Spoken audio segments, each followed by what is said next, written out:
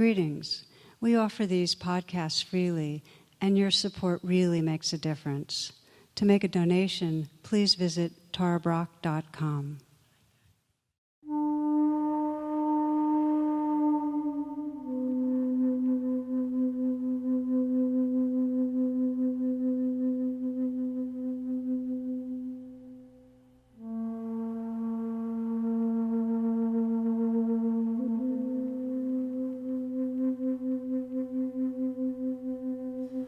So tonight is the solstice, and it's really a treat to be reflecting together on this night where energetically, through all the centuries, humans have tended to find there is a real invitation to go inward. And I thought I'd start with a story that I found in a children's book a few weeks ago, and it describes this really ancient, cranky old monk who lived for decades alone in a cave, and he's in this kind of cloud of gloom where he had kind of, his face was etched into a sour scowl, and from his mountain perch he'd look out and see the world and think of just the senseless wars and the poverty and the illness and really death, and it hardened his heart. It kind of just made him cut off. So occasionally he'd go out begging with the fellow monastics, and they'd remind him that while the Buddha really opened to all the suffering in the world, he was also very cheerful and very content. And they'd say, don't you remember, Buddha says life's impermanent, so if you're always glum, it'll be gone before you enjoy a minute of it. So, and one day he was especially morose, and people were saying, what happened? Did somebody die? And his response would be, well, is there anything that doesn't? And then he'd walk off, real downcast. He's kind of like Eeyore, in Winnie the Pooh. Okay. So one of the things he would do in his cave was create sand mandalas, which is made out of colored sand and different semi-precious stones. And one time he was doing that, and a little mouse appeared, and it tried to take a big hunk of turquoise out of his mandala that he was making. And so he addressed he wasn't into harming creatures. He addressed very respectfully. He said, "Furry sir, why trouble yourself so? This is not a morsel of food." And this mouse just continues with this determination. So then he grumbles, oh, you're just like other people, gathering more things than we can use and then fighting wars over them. So the mouse scuttles away, and the monk mutters, it looks like you have some sense, you've listened to reason. But in moments, the mouse comes back with a friend, a little accomplice, and they work together, and they manage to move the gem. They kind of nudge it and push it, and finally they push it over to the edge of the table, and they disappear with it. Victory, success, So he's beholding this feat, and I'll read you. It says, the old monk's scowl broke. It began as a slight yet irresistible upwards pull at the corners of his mouth. It spread to a noticeable twinkle in his eyes, and at last his frown released into a full-blown grin. It was the first in years. It seemed that even mice follow their heart's desire, whether it makes sense or not, and he whispered a small, tender prayer, may all creatures, large and small, near and far, have what they truly long for. And the monk had grasped something delightful and precious about life that he never understood before.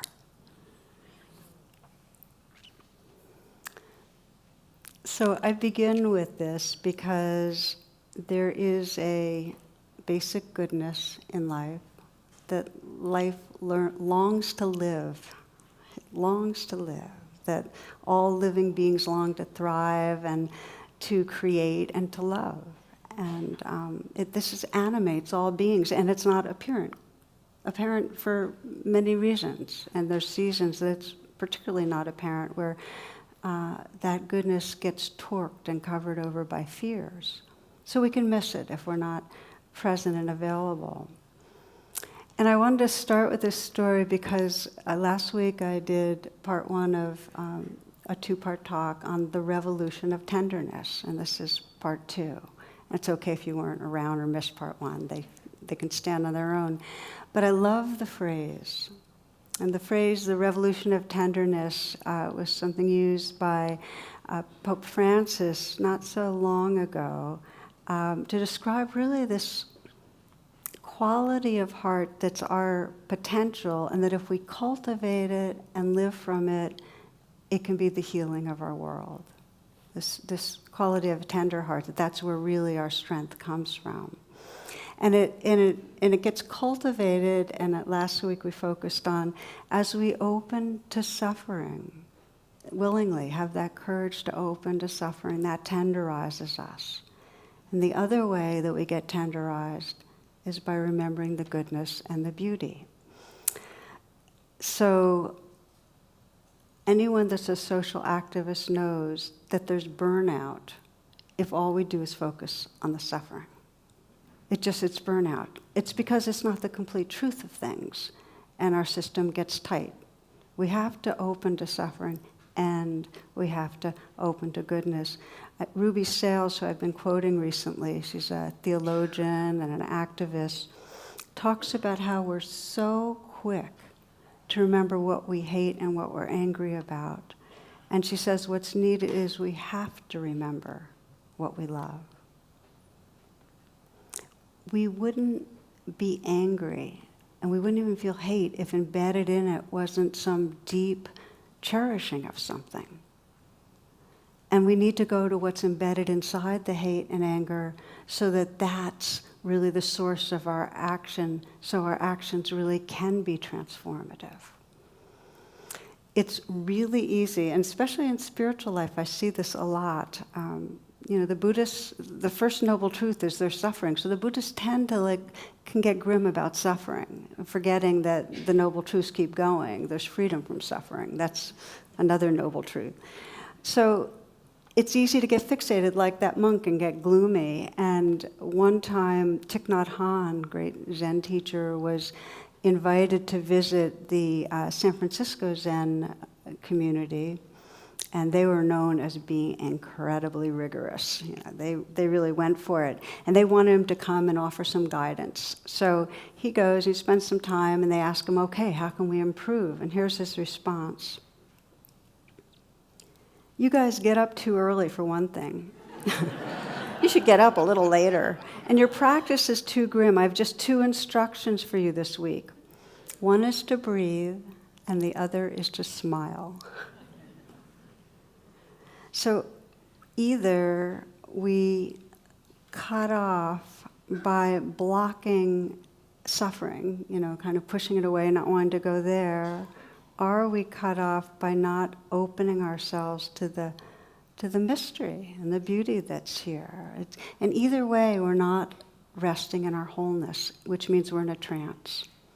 If we can't open to the suffering, and if we can't open to the goodness, we're in some sort of a trance, and we can't respond with tenderness, which is really where the healing is. So last class, as I mentioned, I spoke to how we really avoid unpleasantness, how we go into a trance by numbing out, by dissociating, by depressing, repressing, suppressing, how we try to get away, and explored how we could reopen.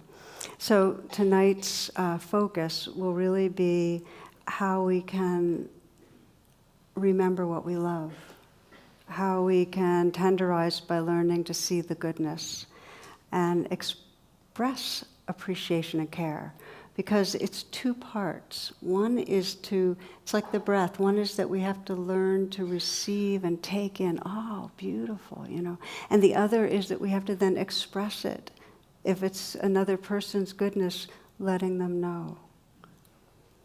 So it's an incredibly gratifying and wonderful part of the path that we sadly don't often pay as much attention to.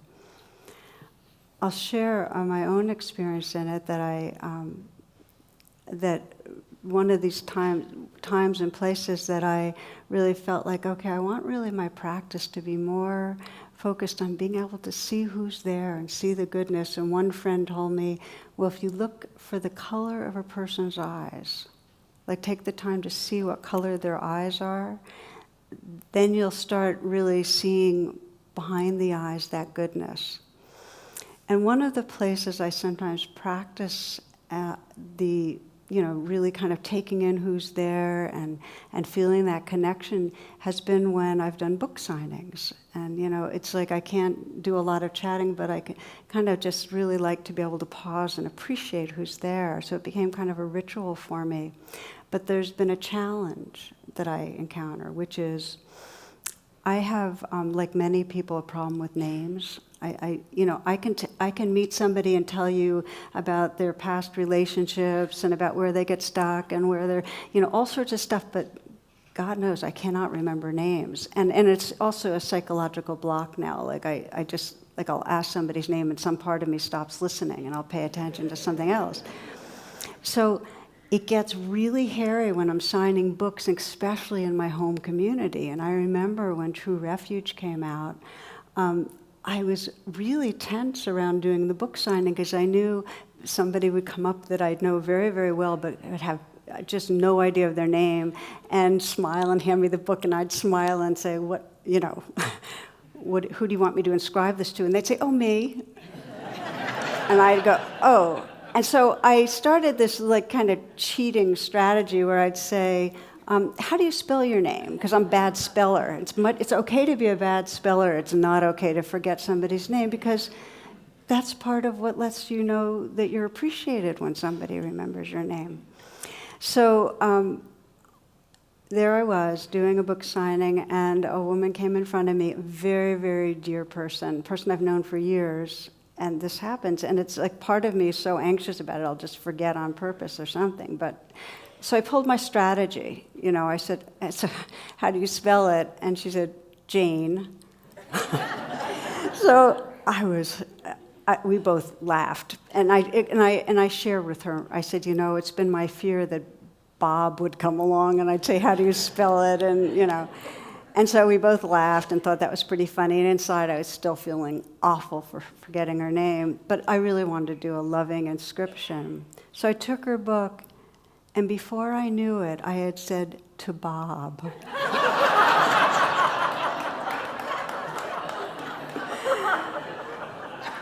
She still emails me and says, love, Bob.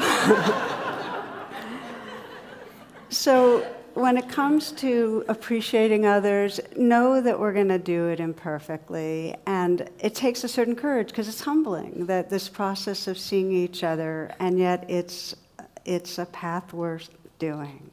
And the beginning of this training, because it is a training to get it, that we get fixated on what's wrong with ourselves and others. So it's a training to decondition that.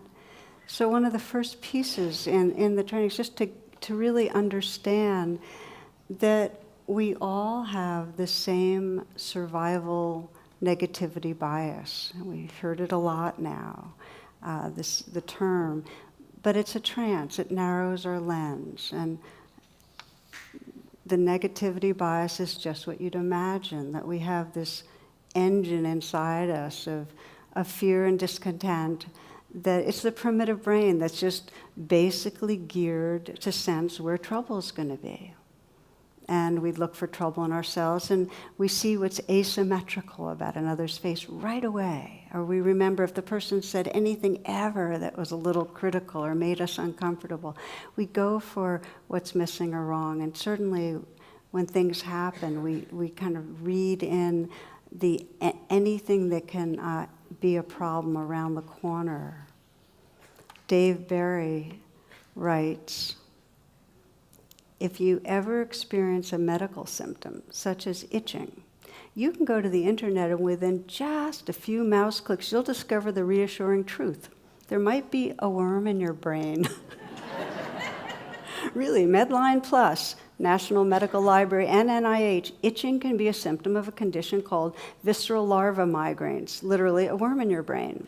Another symptom of brain worm is, and this is a direct quote from Medline, irritability. So we might as well just give up right now. We all have brain worms, So I'm bringing this up, this negativity bias, because again, if we're trying to start moving through the world more and more, seeing that goodness, it's really important to recognize how much our minds are habituated to making whatever's happening into a problem. That whatever's going on, we have a frame around it that there's a problem here. And I can see it in my own life. I go through seasons where I'm just a lot of balls in the air, a lot of things going on. And I add on to that, and it feels like my life's imbalanced, and I add on that there's something wrong with how I'm doing my life right now. And that's the kind of like package it's in. And if I can remember, okay, this is just this season, and this is how it is, and take off that this is a problem, then it's just that I'm busy and it's okay. But we call things a problem in our mind. And it goes with any physical discomfort. All of a sudden, that's a problem. It goes with another's irritability and how others are behaving, or traffic, or deadlines, or bills. Like just normal daily stuff. We add on to it, this is wrong. It shouldn't be happening. It's a problem. We do it with our relationships when things feel like something's missing, or with our performance at work, or how a meal is, or how a meditation goes. If it's not quite the way we think it should be, a problem.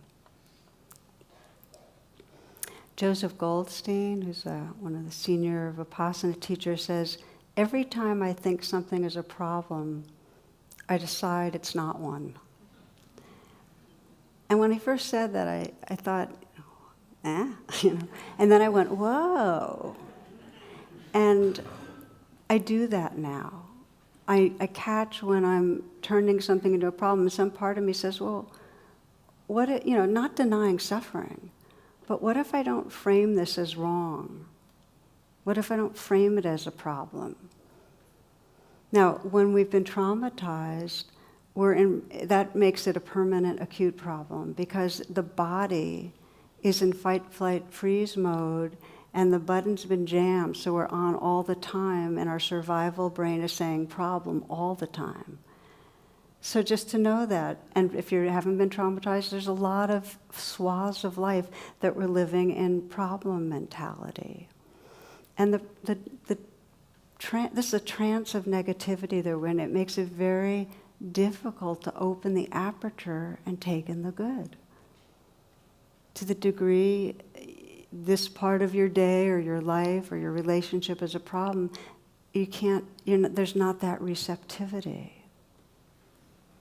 Let's pause here, and let me invite you to reflect and check this out in your own life.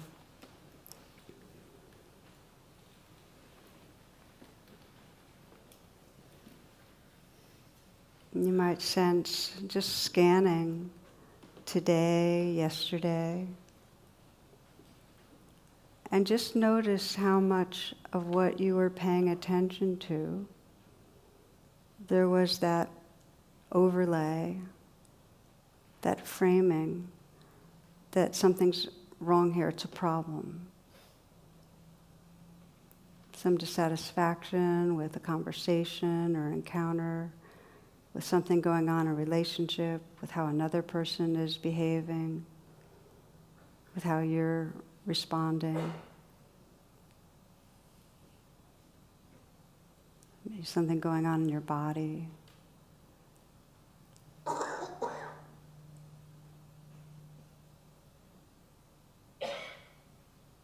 You might sense if you're carrying a problem in you right now, like there's something going on that feels very right here.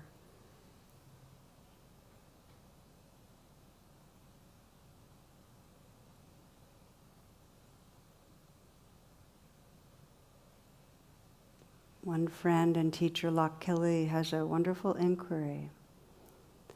He says, if this is not a problem, then what is happening now? Just check that out. If this is not a problem, then what is happening now?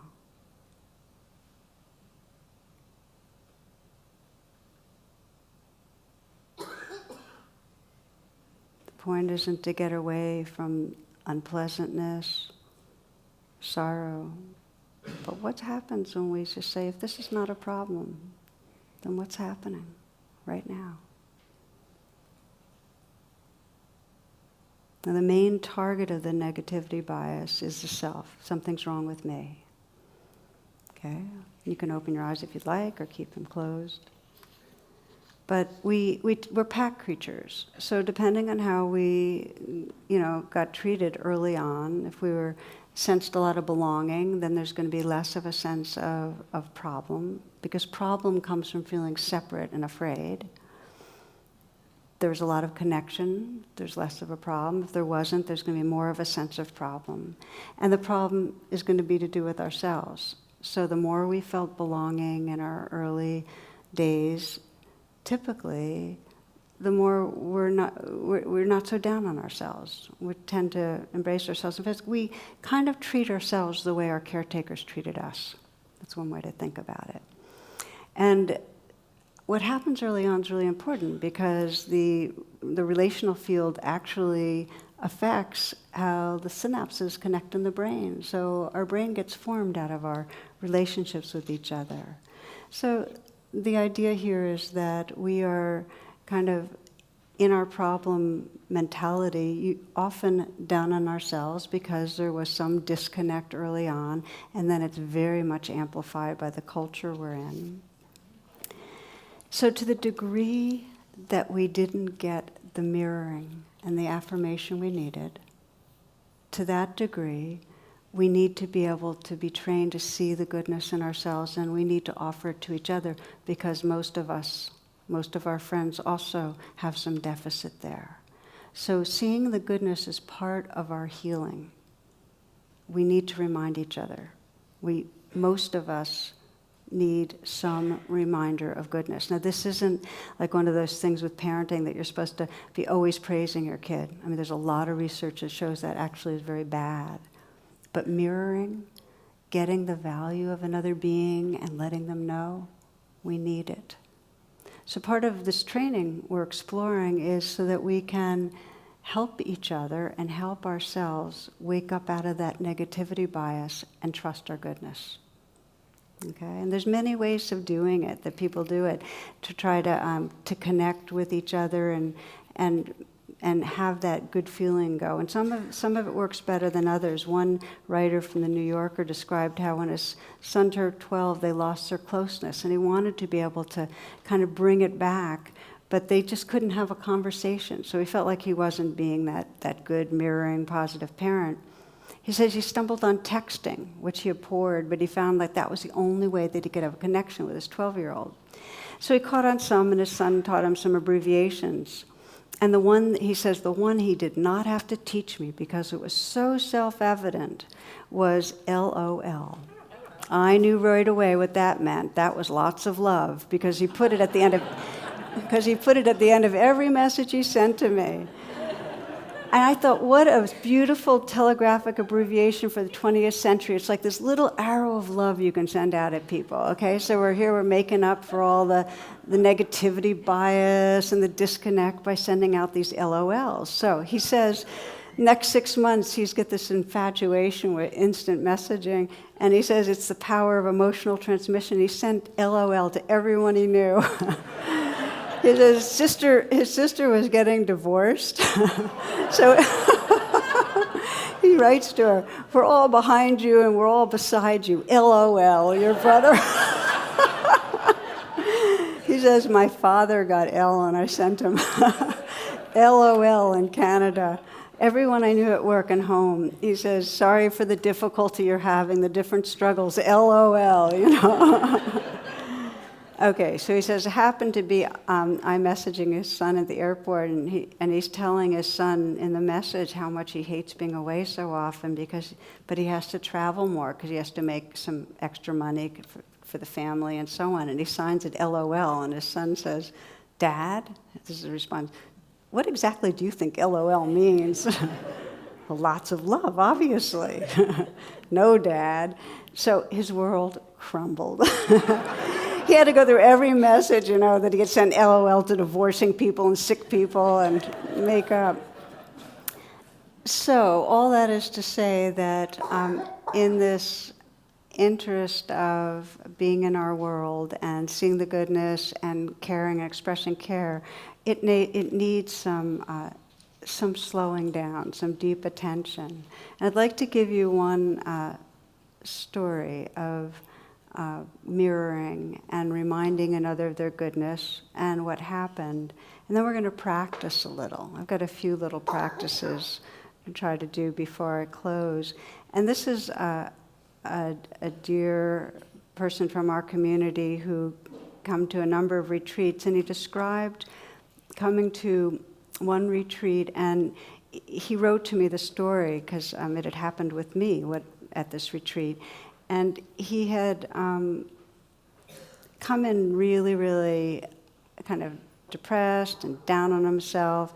And the main thing basically for him was that he was convinced of bad personhood and was really caught in it. So I asked him, because he was doing all this mental looping that just was keeping him in this sense of something's wrong with me. So I asked him, well, has there been any times during these last few days at retreat where you felt at ease and more at home in yourself, good about yourself? And he had one memory, and this was where he had, a couple of days earlier, during one of the sittings, he had seen a very small, short, older woman sitting in a chair, and her feet were dangling, and uncomfortable that is if your feet don't touch the ground. And he felt bad for her, so he brought a cushion. He went across the meditation hall and put the cushion by her feet, and she was very happy to have that. And he said that made him feel good. And so I told him that this was really a part of who he was, that when he helps others, he becomes who he is, because he was really lit up. It was beautiful to see him. And I also, because he was very articulate and he really, really into the practice, I said, your way of serving, you have the potential to serve by teaching. I didn't realize how much that affected him, but I did end the conversation by telling him that it wasn't an accident to share that that old woman that he had helped out was my mother, because my mother was at the retreat. So that kind of created more of the connections. Okay, fast forward 4 years, and he's now been teaching in prisons. He's teaching some students.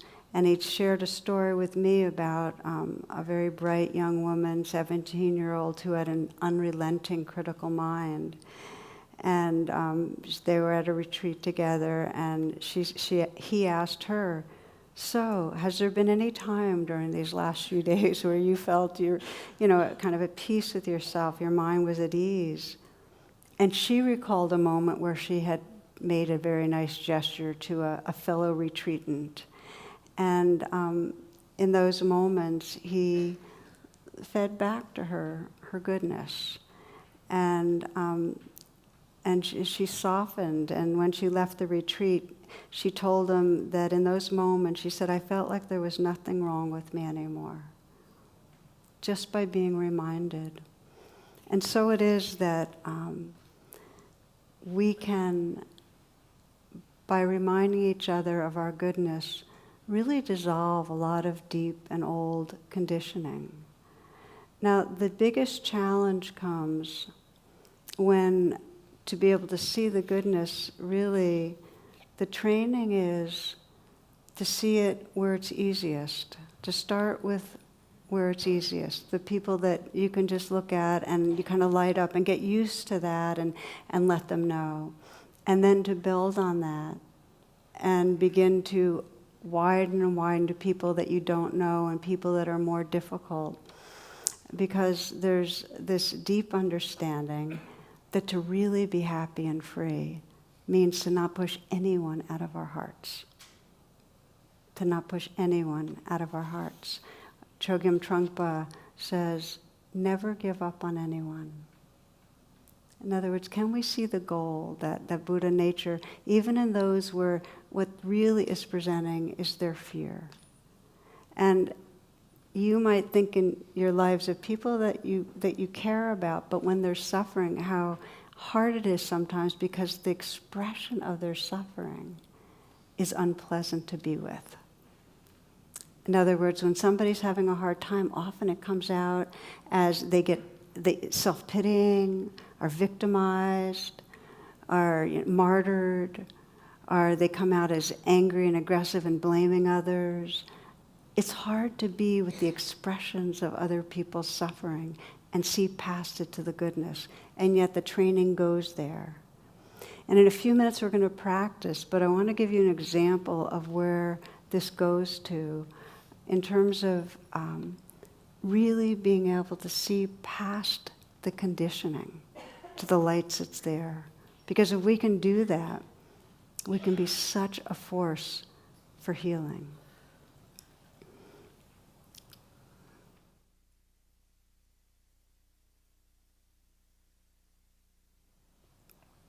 So I'll share a story that those of you that have been with me will probably remember, but it's one of the stories that helps me remember the capacities of our heart.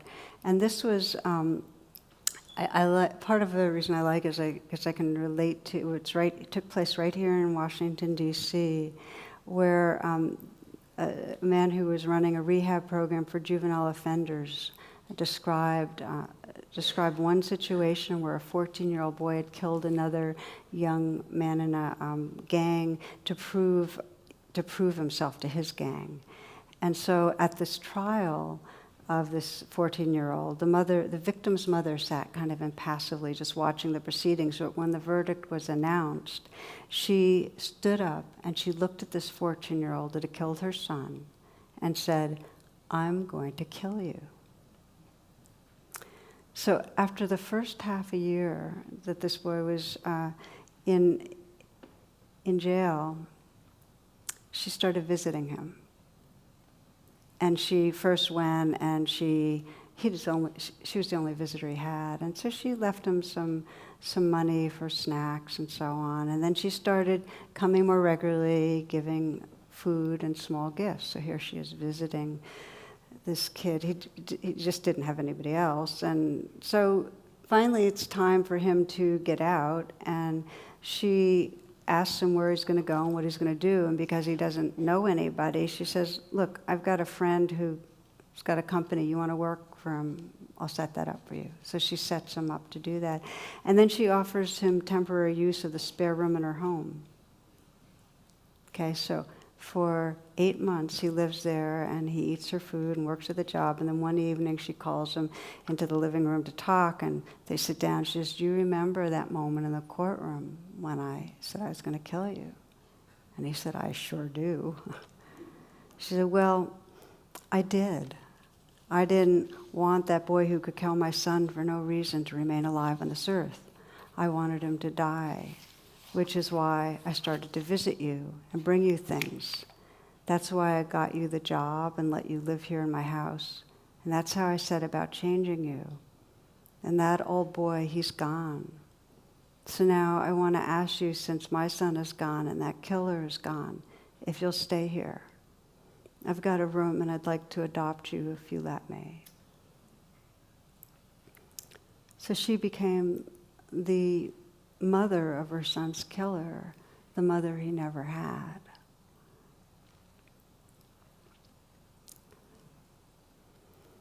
I've heard a lot of stories that have that show the same potential of the heart to go through the most horrific losses and somehow or other have that willingness to still stay tender, because this is what we're talking about.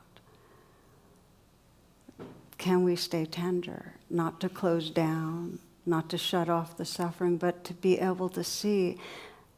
I don't share this because that we should all be able to do that. Like, I have no idea what my heart would do and what would be possible if I lost a dear one in those circumstances. But the teaching is we can develop our tenderness and our capacity, and we start right where we are with the people around us that are easiest to offer our care to. And it is a practice offering care because we tend to hold back our loving. We're afraid to be vulnerable and express it. It brings that kind of intimacy is scary. I'll share a final story and then we're going to practice a bit. And that is that when I was on a retreat about 4 years ago, I was in the dining hall at the Forest Refuge and I saw an elderly gentleman. I was just kind of watching him and he looked gentle. He was a gentleman. He looked really gentle, really kind. He was just I could feel the kind of the peace and the sweetness of his meditation. And at the Forest Refuge where I retreat, some folks have been there and people sit for long stretches. Some people sit for 6 months there. I was only there for a couple of weeks. So I imagined, as he was sitting there, having him close his eyes and me going over there and kissing his brow, just putting a kiss on his brow, and just in some way like this loving blessing. And the reason I imagined it is because in my own meditation, I was having this very beautiful experience of sitting and just kind of calling on loving presence and feeling that just the beloved was kissing me on the brow. So I just imagined that I was offering love and blessings, doing that to him. And in the moment of actually imagining kissing him on the brow, this upwelling of tenderness, more than I can describe, it just was such an experience. So I went, wow, this is beautiful. I like this. So I went back to my room and I started practicing, and I just started bringing to mind the different people in my life. And with each one, I'd imagine them there, and I'd see them and appreciate their goodness, and then I'd just, kiss them on the brow, or else I'd imagine if it felt more appropriate, my hand on their cheek or a hand on the shoulder, but communicating my appreciation. And I found when I went home, and I was actually with those people, that there was much more of a flow of feeling free to let them know what I appreciated. I just felt like I was more free to love without holding back. So that's continued to be a practice for me. And so we're going to practice together this seeing the goodness. We'll start where it's easy for you and then we'll build out. But just to say, Wes Angelosi says, go and love someone. Go and love someone exactly as they are. And then watch how quickly they transform into the greatest, truest version of themselves. When one feels seen and appreciated in their own essence, one is instantly empowered. Okay, let's practice together.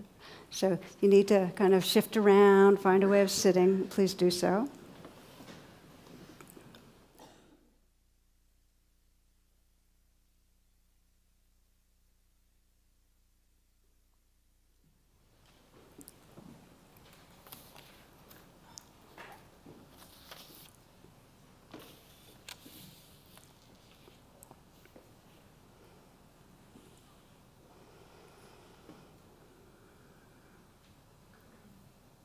As you become still, you might let yourself feel the life breath at your heart.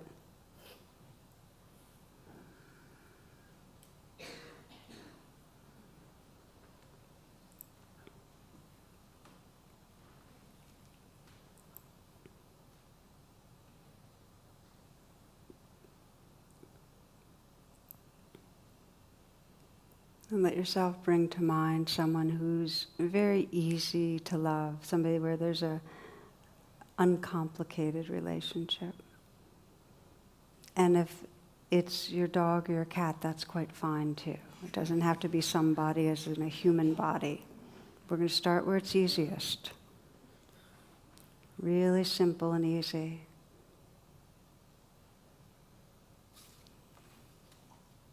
And it could be a tree.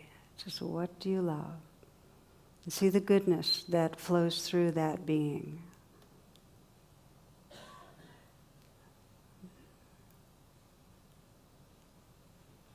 The goodness might be in the form of the way that being expresses love, or what that being's like when they're happy, what they're like when they're feeling loved, at peace. Just sense the goodness, the humor, the aliveness, creativity. And sense you could look into that person's eyes and just see what's behind those eyes, what shines out. And if you imagine that person closing their eyes and just kissing their brow.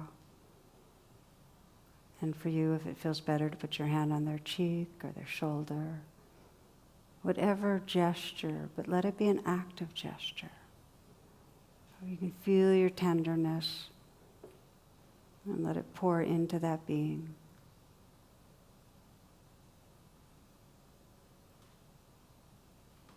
You can imagine with that you, in some way, communicating what you see, the goodness that you see. So that that being can receive your mirroring.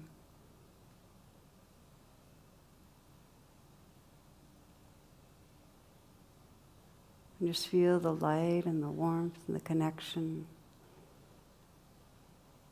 You can sense how by you offering love, you become love. It's not one person to another, really. It's you enter that field of loving. This is the tender heart when it's free. And bring to mind another person. It can be a little more complicated. It's okay now because you've already tried with a person that's real easy. But a person you care about. A person you care about, and just, again, see them close up. Eyes open, that you can see what's coming through those eyes. What that person's like when they're happy, expressing love, feeling at home.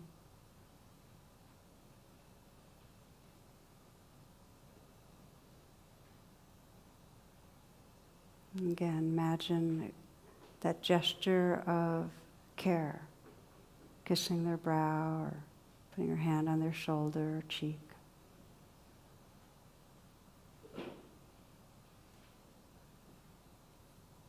Feeling the loving flow, the warmth. Imagine whispering or letting them know their goodness, what it's like for them to receive your mirroring.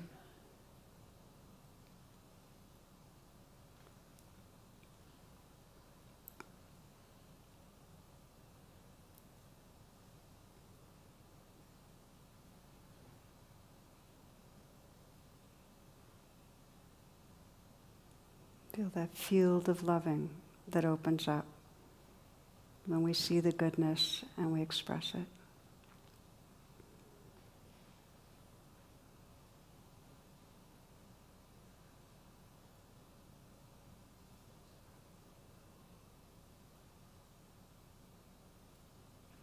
And just to feel the goodness inside you, that which loves and loves to love, honoring that.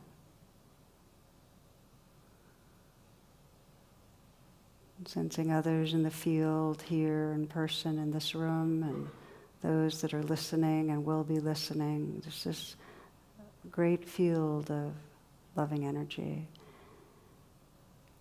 We're going to be chanting in a few moments. And you can feel the chant, it's Om Namah Shivaya, which is really this bowing to this whole living, dying world, sensing, as Thomas Merton says, life is this simple. We're living in a world that is absolutely transparent and the divine is shining through it all the time. This is not just a nice story or fable. It is true. So Om Namah Shivaya, just to feel the energy as you'll hear the chant coming, and it's going to be played right now, and then just to join in as you hear it on this solstice evening, this chant that really sees the light that shines in the darkness, that finds the love that's inside the anger and the hatred, that opens to the goodness, this living love of this universe. Om Mani Padme Hum. Om Namah Shivaya. The mantra Om Mani Padme Hum, which is a Buddhist mantra, is chanted pretty much all around the world in all moments in different monasteries. And we're going to be doing a candle ceremony to celebrate the solstice and all, letting this mantra help to bring it in. So right now I am holding the candle with the light that is in the heart of the darkness, and we're passing this on, and those people that are going to be the light spreaders here are all our regular, oh, it's so cozy to have you. These are our volunteers that keep everything cooking on Wednesday night, so a big bow to each of you.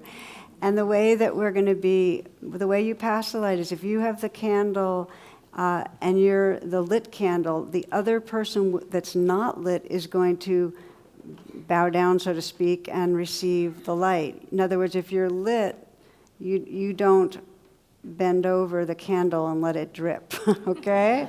You're the upright one with the flame. So we're going to chant together and begin to pass on the light to one another, to offer our blessings, and sense with each time that you're receiving and passing, that you are receiving and offering this radiant heart, this light. Begin to chant again. Om Mani Padme Hum. Om Mani Padme Hum. Om Mani Padme Hum. Om Mani Padme Hum. Om Mani Padme Hum. Om Mani Padme Hum. Om Mani Padme Hum. Om Mani Padme Hum. Om Mani Padme Hum. Feel free to look around. Om Mani Padme Hum. Om Mani Padme Hum. Om Mani Padme Hum.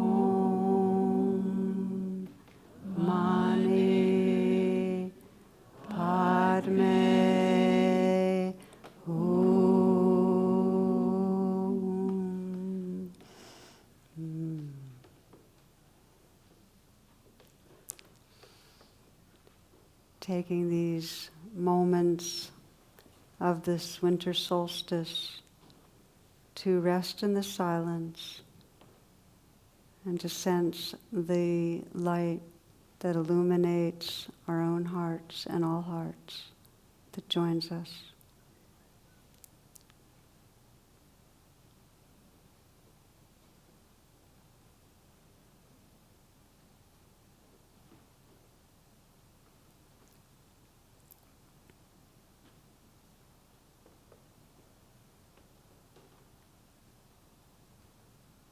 Listening to your own human heart and sensing whatever blessing or prayer that you'd like to offer in this moment to your own being.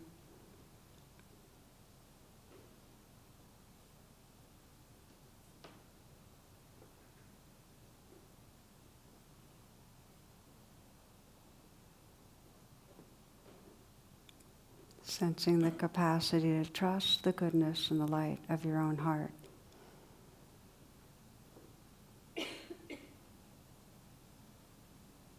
To know this radiant, tender heart space as our true home. And to widen the field, to sense all those beings gathered here, all those beings everywhere, all creatures, all parts of this sacred earth, that you could hold all of that in this heart space. Just imagine and feel to hold this whole earth and all beings everywhere in this illuminated heart space. To sense the places of difficulty, of suffering that are very, very real. They're happening here in the United States, really on all continents. To let this heart space include and acknowledge the suffering of those that are most vulnerable right now, that are feeling threatened, that are threatened. To sense in this heart space those species and this earth that is in such a place of dis-ease. And to sense also the incredible urge of so many to bring healing. To let that sense of the community of caring, this global community of caring, grow. So we feel our shared heart space as one that can really bring transformation to our world, sensing your prayer right now on this solstice for all beings.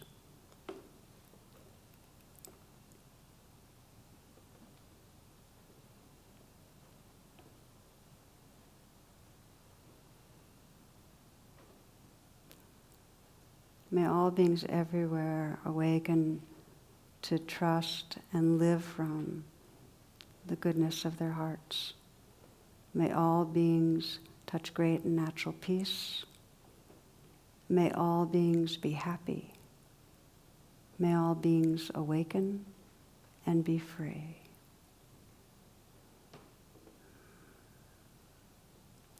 Namaste and blessings. Happy solstice. Yay, we did it. Look around and see what illuminated room. So I'd like to invite you to, what we're going to be doing is blowing out our candles. Just take a few moments to offer your solstice greetings and blessings to those that are around you. And you might check out what color their eyes are as you do it and see if it works for you. Blessings and thank you. Happy solstice.